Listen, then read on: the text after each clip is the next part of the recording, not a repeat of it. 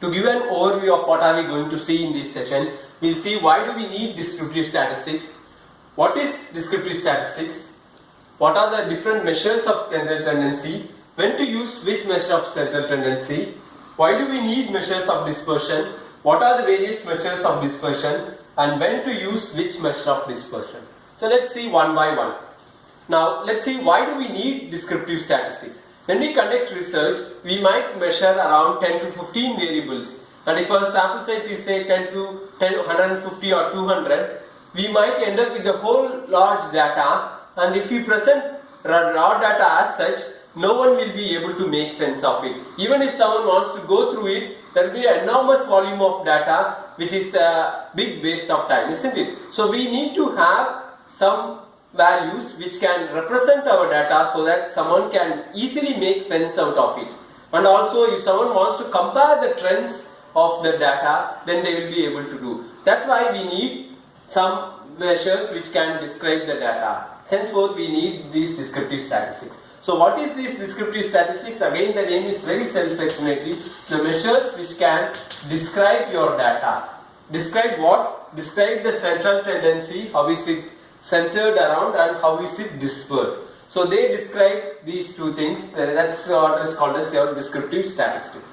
Now, having said that, let's see into what are the measures of central tendency. There are three measures of central tendency. The first measure is called as the mean. Now, this is nothing but the average.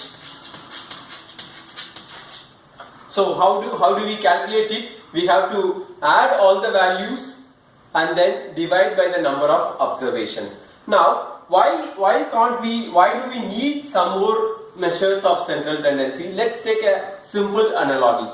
I want to measure the income of some around 20 people. So I get a sample of 20 people. I want to know all their income. So I ask them and then I find out a mean. Now, if someone in the group, instead of say fifth observant or fifth person, suddenly a billionaire comes into the thing. Say for example Ambani or Bill Gates becomes a sample, becomes an element of our sample. Now what happens? The total of the income of all these people becomes a very huge number, and now when we try to calculate the mean, it becomes a very, very large number which is not the representative of the actual income of this group. So now that's why when mean cannot do the job, we need some more measures of central tendency to explain or describe the data. So now the second measure is called as median. Now what does this median mean? This is the middle. So median refers to middle, isn't it? It is derived from the root word middle. So what does it mean? The middle of the observations. The value which divides the observations into two equal half is called as the median. Now how to calculate median? Arrange it in ascending or descending order. Find out which is the middle one. Now middle one, if it comes to two values, you have to find out the average of these two values. So that's called as the median. So when the observations are skewed, median is a very good measure of central tendency. Right. Now the third measure of central tendency is mode. Now what is mode? The value which occurs for the maximum number of times in your data is called as your mode. So it can be either one single value in which we call as unimodal. Sometimes two values can occur many times. So that becomes bimodal. Or sometimes if each of the value is one different unique value and no value is repeated, then there is no mode at all. So now these are the three measures of central tendency. Let us see which measure of central tendency is preferred for what type of data. So that basically depends upon what is your type of variable and what is our nature of data or the scale in which we are measuring. Now if we have a numerical continuous variable which is symmetric, then mean is the measure of central tendency.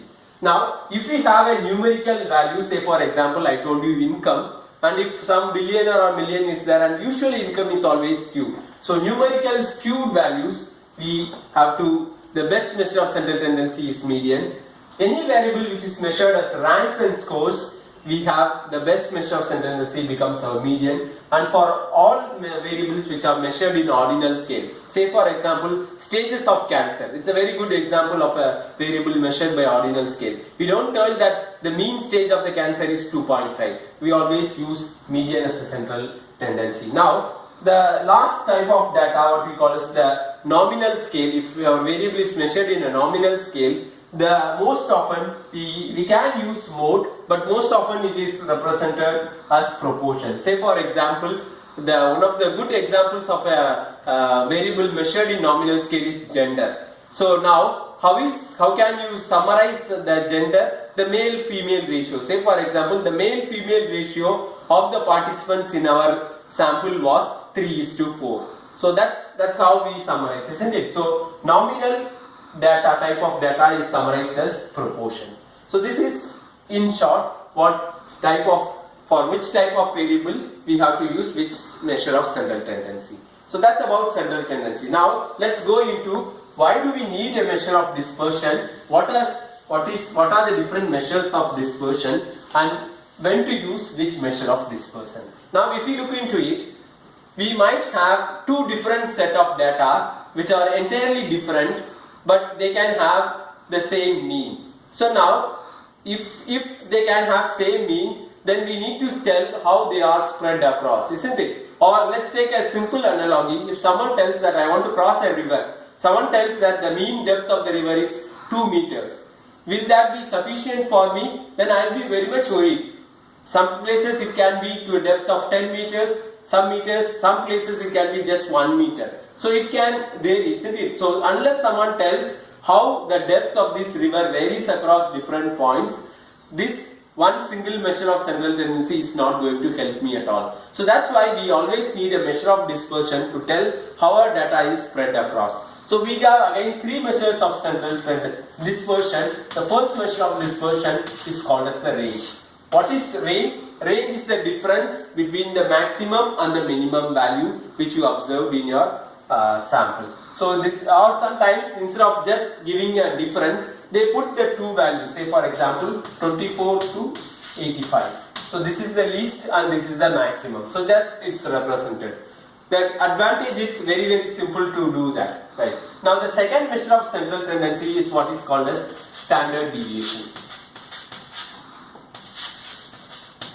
Now let's look into what is this standard deviation. Standard deviation tells us how each individual observation in our data is spread apart from mean. So how are they spread across from the mean? Are they very close to mean, like close to mean, or are they very much farthest from the mean? So that's what is told by your standard deviation. So how in each data, how individual observation is spread apart from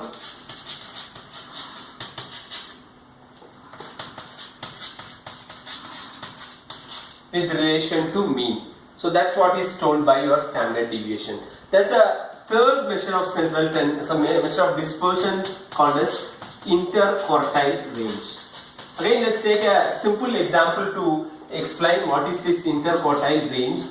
Let's take, I have a cake like this. Now I want to divide this cake into 4 equal parts so that I can give it to 4 people. So how many cuts I have to make? 3 cuts, isn't it? So 1, 2 and 3. So I have now divided into 4 equal parts. Now let's see which is the median here. This cut divides into 2 equal parts. So we told that the value or the observation which divides into 2 equal halves is called as the median. So this is the middle observation, or the 50% of the observations are above 50 or below this particular value. So that's the median. Now this cut will represent the 25% of observations. This will be at 75%. So this is the median.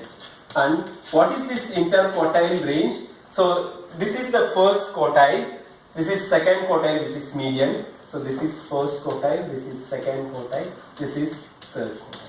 So between the first and third quartile, or 25% to 70%, this is called as your interquartile range, IQR.